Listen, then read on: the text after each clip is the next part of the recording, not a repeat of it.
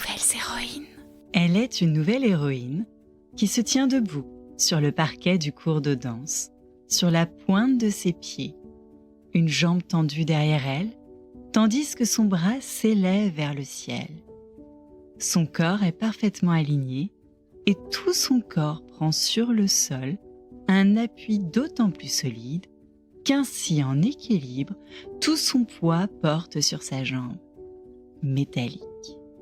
Sa silhouette dessinant une courbe élégante dans l'air. Elle est concentrée, ses cheveux retenus en chignon, ajoutant de la grâce à sa posture dans cette arabesque parfaite.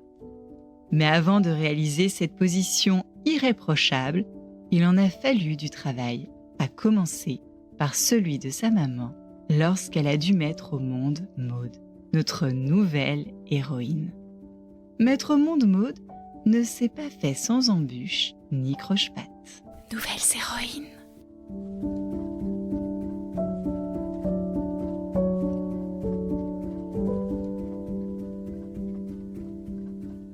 Salut nouvelle héroïne, je suis Céline Steyer, celle qui murmure à tes oreilles des récits d'aventures insolites, d'acceptation de soi et de destin extraordinaire à travers des histoires vraies de femmes qui ont osé faire de leurs rêves une réalité. Des histoires pour t'aider à grandir en confiance et trouver ton propre chemin. Bienvenue sur Nouvelles Héroïnes, le podcast des Power Girls qui osent rêver grand. Nouvelles héroïnes. Voici le début de la grande histoire de Maud Pruvot.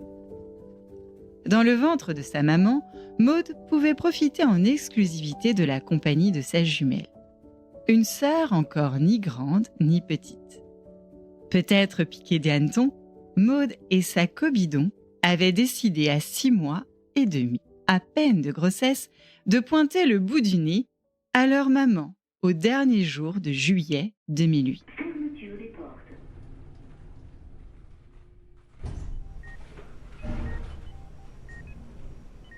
C'était il y a 15 ans, à peine pour certaines, déjà pour les autres.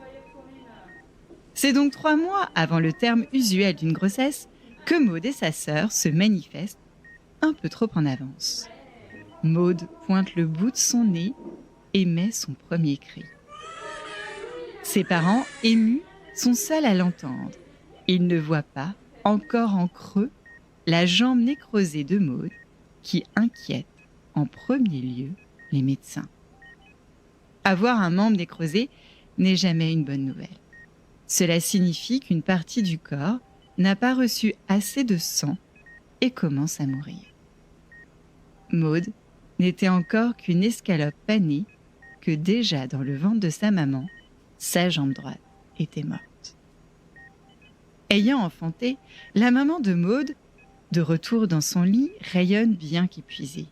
Et ainsi belle, boit dormante, et n'entend donc pas ce que le médecin annonce au tout jeune papa d'une voix ferme et grave. « Monsieur, la jambe droite de votre fille doit être amputée au plus vite. Son pronostic vital est engagé. » Bébé de quelques heures, que déjà Maud est séparée de sa sœur et de sa maman pour être opérée en urgence à l'hôpital Necker de Paris. Son papa est à ses côtés.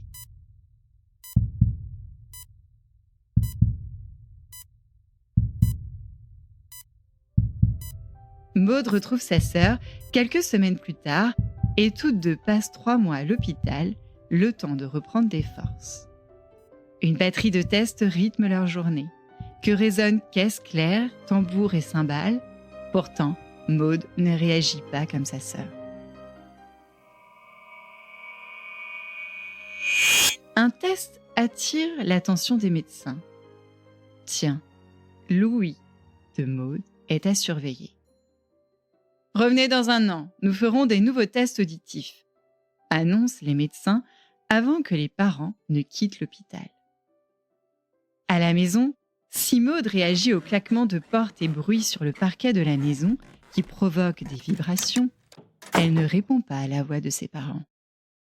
Encore très petite Et pas plus haute qu'un bébé d'1 an, Maud n'entend pas ses parents, comme sa sœur et son grand frère. Et pour cause, revenu des nouveaux tests auditifs que les parents souhaitaient, elle est diagnostiquée sourde profonde. Une surdité qui entraîne alors qu'elle est encore tout bébé, une opération des oreilles, la droite puis la gauche, et l'implantation d'appareils auditifs.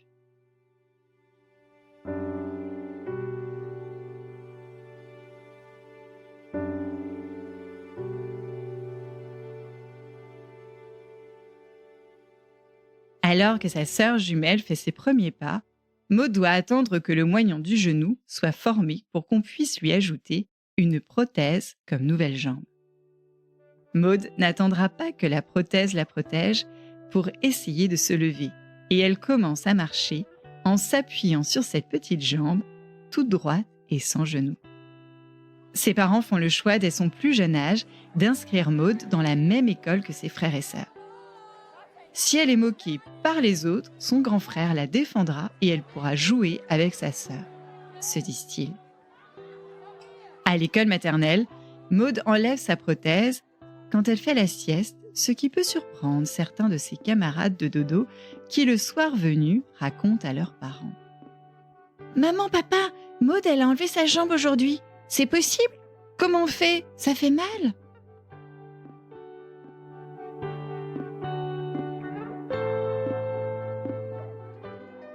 Un jour, Maud accompagne sa maman chercher sa sœur jumelle au cours de danse classique. Elle a 5 ans et en voyant sa sœur réaliser arabesque, adage, glissage et révérence, elle s'émerveille. « Maman, je veux faire comme elle. »« Très bien, Maud, allons t'acheter un tutu et des ballerines. » Pour son premier cours de danse, Maud met sa prothèse avec une mousse et enfile collants, tutu et chaussons. Comme une jambe normale, comme les autres élèves. Pour faire comme une danseuse normale. Déjà plus grande que moins petite, il lui faut avoir 8 ans pour recevoir une prothèse avec un genou articulé qui lui permet de plier sa jambe et de s'asseoir à la chaise de la cantine sans faire du pied à la copine qui lui fait face. Les jours passent et chaque jour rebondit dans la vie de cette petite fille. Sur les lignes de ses cahiers, Maud adore écrire des histoires. Sur les bancs de l'école, les histoires, elle les dévore plutôt grandes avec le H majuscule qui amorce l'histoire de France. Quand la cloche sonne la fin des cours, Maud se réfugie dans sa chambre pour s'adonner à son autre activité, le violoncelle.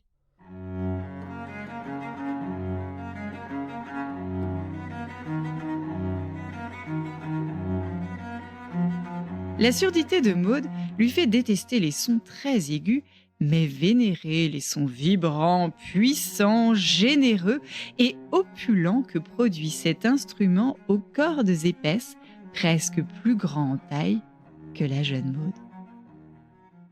À la maison, quand elle n'a pas ses appareils branchés, Maud communique en langue française parlée complétée, LPC.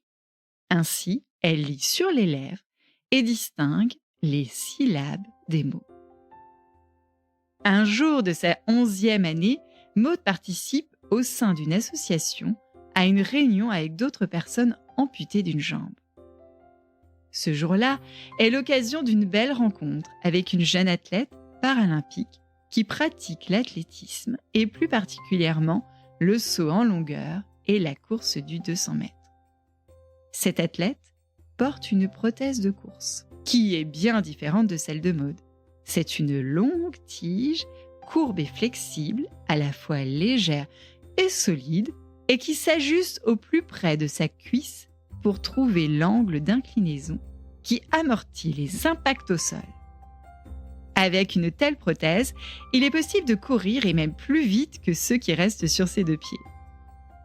Cette jeune athlète, c'est Tiffaine Soldé, amputée d'une jambe à l'âge de 13 ans des suites d'un cancer du pied.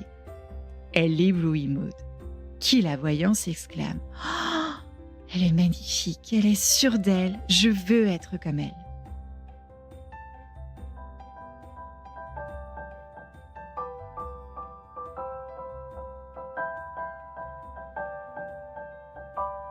De retour au cours de danse, Maud est délivrée de la mousse qui cachait sa prothèse, accepte enfin qui elle est. Sa professeure de danse adapte les chorégraphies en fonction des points forts de la jeune danseuse. Le port des bras, la concentration du regard et les arabesques, sa figure préférée. Les oreilles de Maud ne sont pas toujours bien affûtées pour bien compter les temps qui battent la mesure. Et pour ne pas s'y perdre, notre danseuse est devenue complice avec le pianiste qui l'aide à se repérer. Face au majestueux miroir de la salle de danse, Maud contemple sa prothèse, comprend et apprend à accepter son handicap. Plus de 6 heures par semaine, Maud danse, breakdance, hop-hop, hip-hop, pas de deux et révérence et alterne danse classique et danse contemporaine. Elle monte sur ses pointes, prend appui sur sa prothèse, se sent légère, monte sa jambe le plus haut possible, heureuse et confiante. À 15 ans, elle est élève au Conservatoire de musique et de danse de Bagnolet, près de Paris, et s'apprête à passer son 3e cycle. Pour Maud, rien n'est impossible. Elle fait tout comme tout le monde, et elle le prouve. Si dans la cour de l'école, elle est peu moquée par ses camarades, hors des murs du collège, encore trop de parents cachent les yeux de leurs enfants devant elle. Pour Maud, si les gens se moquent, c'est parce qu'ils sont ignorants, n'ont jamais vu de prothèse et en ont bien probablement peur. Maud n'en a que faire et leur répond avec son plus beau sourire, celui d'une jeune fille fière de sa prothèse et de la vie qu'elle mène. Aujourd'hui, Maud veut changer le regard du monde sur le handicap. Elle a montré son quotidien dans le film We Have Dream en 2023, parce que, comme elle le dit, nous sommes toutes capables d'accomplir nos rêves si nous en avons la volonté et la force de le faire. Nous pouvons toutes devenir ce que nous avons envie d'être. Elle rêve de devenir écrivaine pour raconter son histoire et devenir danseuse de ballet à l'Opéra Garnier. Sa dernière passion, le basket fauteuil qui lui permet de travailler le haut de son corps et de ne pas utiliser sa prothèse. Sa plus belle rencontre, celle avec Théo Curin, nageur paralympique amputé des 4 membres. Alors, chère nouvelle héroïne, si Tiffaine Soldé a permis à Maud d'accepter qui elle était, Maud peut elle aussi inspirer d'autres jeunes filles comme toi et les aider à devenir qui elles sont en acceptant leur propre histoire. Psst, si tu fermes les yeux, je te glisse le message que Maud m'a laissé pour toi. Croyez en vos rêves parce que faut pas abandonner, peu importe notre situation familiale, notre situation valide, handicapée, peu importe notre situation, on est tous capables d'accomplir nos rêves si on a la volonté et la force de le faire. On peut tous devenir ce qu'on a envie d'être. J'ai le sourire à toute la vie parce que c'est pas les regards qui doivent dicter qui je suis. Tant que je sais moi qui je suis, c'est ce qui compte. Nouvelles héroïnes. Ne t'en va pas tout de suite. Tu as aimé cette histoire, mets-moi plein d'étoiles et un commentaire plein de love sur Apple Podcasts et Spotify, comme Thaïs qui a posté qu'elle voulait être une héroïne. Parle-en autour de toi et surtout abonne-toi à ta plateforme d'écoute préférée pour ne rater aucune histoire. Ton soutien est ultra précieux pour poursuivre le podcast. Tu as une question à poser à Maud? Laisse-lui un message sur le répondeur, lien dans la description de l'épisode. Je compte sur toi.